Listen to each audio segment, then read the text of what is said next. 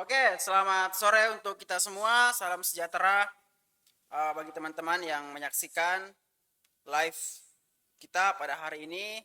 Kami dari kantor hukum Ari Dumais and Partner Law Firm yang berdomisili di Kota Makassar.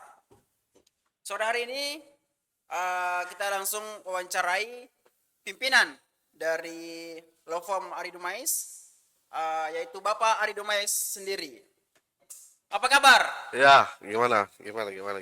Ya, hari ini suatu kesenangan tersendiri bisa mewawancarai langsung pimpinan dari kantor Ari Dumais and Partner Law Firm. Sebelumnya Bapak sendiri ini sudah berapa tahun beracara? Ya, kalau totalan itu ada hampir 6 tahun lah, lebih 5 tahun, 6 tahun terhitung. Itu 6 tahun 10 terhitung tahun. sejak selesai Setelah sumpah sebenarnya. sumpah ya? Terhitung, iya. Sumpah itu yang pengadilan tinggi kan yang Ya, melaksanakan? di pengadilan tinggi. Oh, ini saya perhatikan di sosial media maupun di beberapa koran, Bapak ini sering aktif dalam menangani perkara perdata maupun pidana ya. Ya, puji Tuhan ya dipercayakan itu. Tapi dalam pengalaman Bapak menjalankan kuasa selaku seorang praktisi, dalam hal ini seorang advokat, kasus-kasus apa sih yang menurutnya Bapak ini yang begitu berat dalam hal penyelesaiannya, Pak? Ya, kalau kasus sih sebenarnya semua kasuistik ya. Kalau mau dikategorikan ada yang berat, ada yang ringan. Sebenarnya semua kasus harus kita anggap sama karena memang tidak tidak serta-merta semua kasus itu ada gampangnya, ada juga susahnya. Tapi kalau sepengalaman saya yang memang waktu itu ya waktu saya masih ikut dengan salah satu kantor juga, belum membuat kantor, Oh, memang saya pernah tangani kasus akuisisi perusahaan, wow. akuisisi hotel. Nah, itu memang agak agak ribet karena kita melibatkan pihak ketiga, dalam hal ini bank yang Oh, kita seperti itu ya. libatkan. Jadi ada salah satu hotel di Makassar yang sempat diakuisisi, lalu karena mungkin ketidakmampuannya itu untuk melaksanakan kewajiban, lalu kita mencari orang yang bisa mengakuisisi.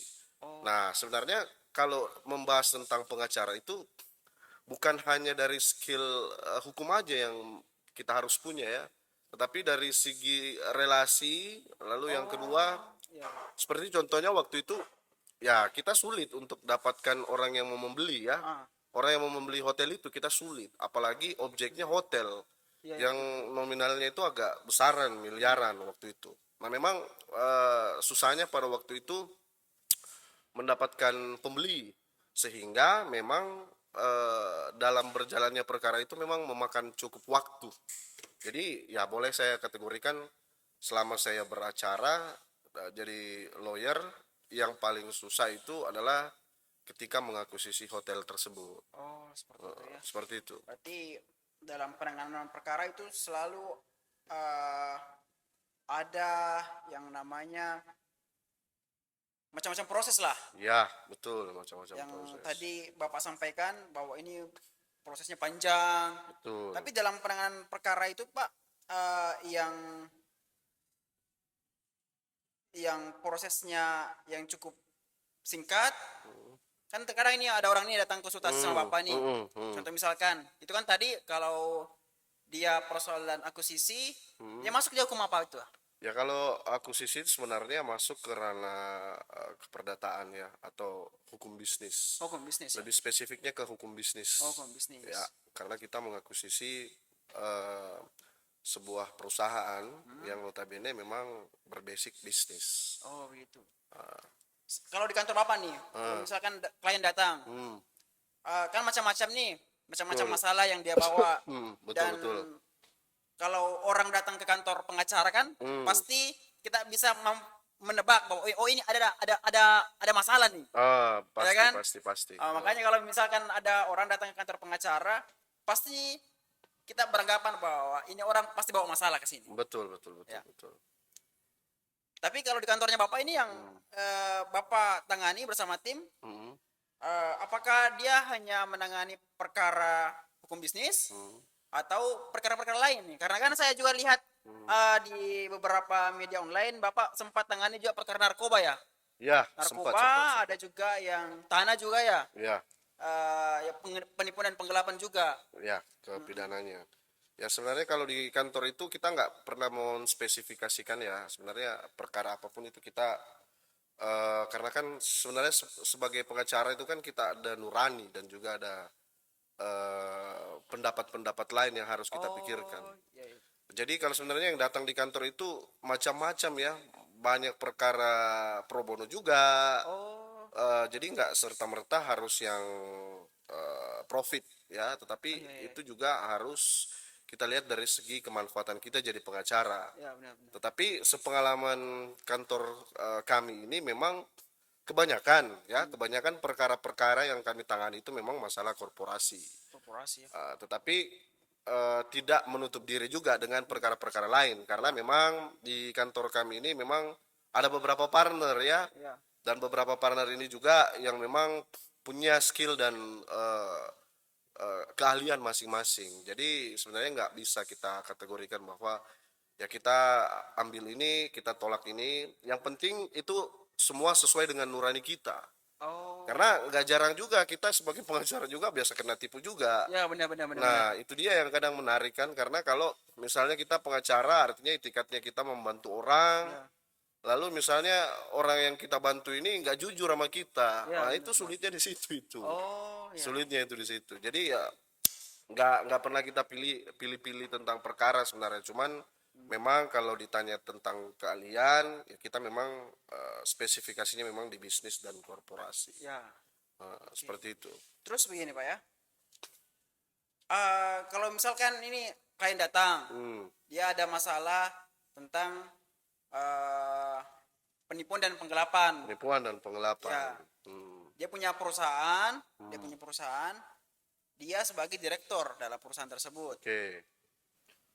Eh, Sikap seorang pengacara, Oke. sikap yang harus dipegang teguh oleh seorang pengacara ketika dia berhadapan dengan seorang klien, itu dia harus seperti apa nih?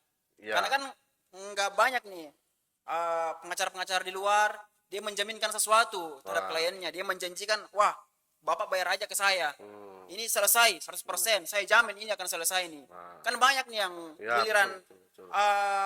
perkaranya berproses, kalah, ya pengacaranya dilapor. Ya, memang kalau menjawab pertanyaan Bang Ibnu itu ya saya bisa mengatakan bahwa ya emang dunia lawyer itu memang kebanyakan orang pahamnya bahwa ngurus kasus dan bisa berhasil. Ya. Tetapi sebenarnya sikap seorang pengacara itu sebenarnya nggak boleh melebihi Tuhan juga ya. Karena sebenarnya kalau ketika, kenapa saya bilang nggak boleh melebihi Tuhan, ya nggak bisa kita janjikan orang tentang perkaranya bisa menang atau enggak, ya. Karena ya itu sama aja kalau kita lihat, ya mereka mau mendahului apa yang Ya, akan ya, terjadi benar, ya. benar, benar. Nah makanya kalau di kami itu sebenarnya nggak pernah ya kami mau menjanjikan, justru sebenarnya kami ini hadir untuk mendampingi dan juga kami hadir bisa melihat bagaimana penanganan perkara ini memang betul-betul ditangani dengan serius. Jadi nggak bisa seorang pengacara itu mengatakan oke, saya akan menangkan begini atau artinya kasarnya saya bilang bahwa jumawa ya, artinya orang ini bersikap dan mengatakan hal-hal yang sebenarnya dia pun nggak bisa tahu ya gitu ya. Jadi nggak boleh kalau ditanya masalah sikap ya sebenarnya kita harus berpendapat bahwa kita akan mendampingi sampai dengan perkara itu selesai gitu. Oh, selesai dalam artian perkaranya selesai, tapi kita tidak menjanjikan bahwa perkara ini Bisa kita menangkan. menang, iya nggak bisa. Oh, Jadi artinya kita nggak bisa janjikan bahwa itu menang. Makanya sebenarnya di awal ketika sebelum kita menerima perkara itu kita harus betul-betul melakukan riset Ya, ya, ya. di kasus itu, karena memang di setiap perkara itu kan beda-beda, lalu melibatkan beberapa aparat penegak hukum lain. Ya, benar. Nah ini dia, seandainya kita bisa beranggapan kita bisa, berarti kita bisa mengontrol Ya, benar. semua aparat penegak hukum yang lain, Ya. kan? Nah sebenarnya itu yang keliru sebenarnya kalau untuk jadi pengacara. Jadi saya katakan nggak bisa kita pastikan atau menjanjikan. Dan itu juga ada di dalam kode etik advokat. Oh iya, iya. Jadi di kode etik di aturan kode etik advokat, kebetulan karena saya anggota dari Pradi, ya Ya. Pradi Oto, ya tentu kita memiliki kode etik yang dimana kita nggak bisa menjanjikan orang untuk menang gitu. Tetapi kalau kita menjanjikan bahwa kami akan bekerja semaksimal mungkin, menjelaskan step by step kasus yang dihadapi oleh klien, itu boleh. Oh Tapi iya. untuk menjanjikan apakah klien ini nantinya misalnya dia bisa diputus bebas, lalu ternyata memang di dalam fakta dan pembuktian itu dia bersalah, Ya. ya itu nggak boleh. Ya kita hanya bisa mendampingi dia menghadapi proses hukum yang dihadapi. Oh iya, iya. Nah, seperti itu. Jadi gini nih Pak ya. Hmm. Ini kan banyak teman-teman nih Hmm. yang kadang nanya, Ah. kok susah banget ya dapat kliennya? Nah, Apalagi kalau kita ini di Makassar. Saya kan oke. juga pengacara nih ya, Ya, tapi terbilang masih baru lah nih, ya. bergelut dalam dunia praktisi Ah, hukum. ah. Teman-teman juga di kalangan-kalangan eh, tempat-tempat nongkrong saya maupun juga banyak teman-teman juga di sosial media nanya, Hmm. kok susah banget ya dapat klien? Ah. Ada nggak nih tipsnya bagaimana meyakinkan seorang klien? Kan banyak nih Betul, klien betul. datang konsultasi, Betul. akhir dari pembahasan itu dia sampaikan, baik Pak, makasih banyak ya waktunya hari ini. Ya. Nanti kami hubungi kembali ya. Ah, Ya. ya besok sudah hilang, Iya. nggak ada lagi kabar. Bagaimana tindak lanjutnya? Iya. Itu kan susah sekali ya. Susah sebenarnya saya juga nggak bisa memberikan solusi ya, karena sebenarnya kalau tentang klien itu sifatnya itu kita juga nggak bisa memastikan, tetapi Ah, yang kita bisa pastikan adalah bagaimana menjaga marwah nama baik kantor kita. oh, Nah, jadi kalau ditanya bagaimana caranya untuk mendapatkan klien, ya harus diperbaiki dari marwah kantor itu sendiri. oh, Lalu yang kedua, track record seorang pengacara harus bagus. Ya, karena kalau track recordnya nggak baik gitu kan, itu cepat atau lambat pasti akan terdengar. Bahkan rekan-rekan sejawat kita juga yang sudah pernah ada ngambil perkara, ya benar. lalu tiba-tiba mungkin nggak diselesaikan, Ya, kliennya itu ngadunya sama kita. ya. Nah, Banyak jadi tuh datang ke kantor. iya, jadi track recordnya itu harus dijaga. Nah, kalau dibilang bagaimana caranya untuk mencari, sebenarnya nggak perlu dicari. Ya.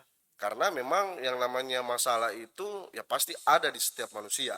Oh, Tetapi bagaimana masalahnya itu bisa dipercayakan ke kamu ketika track record kamu juga nggak baik gitu. oh, ya. Jadi ya memang yang harus perlu dipikir bahwa bagaimana cara kita menyelesaikan perkara. Oh, ya. Lalu yang kedua, bagaimana cara kita untuk melakukan pendekatan-pendekatan secara umum kepada masyarakat, baik itu melalui sosial media, Ya. baik itu memberikan edukasi, supaya orang itu tahu, Oh, ya. oh ini mungkin kredibilitasnya baik, Ya. oh mungkin ini kredibilitasnya buruk.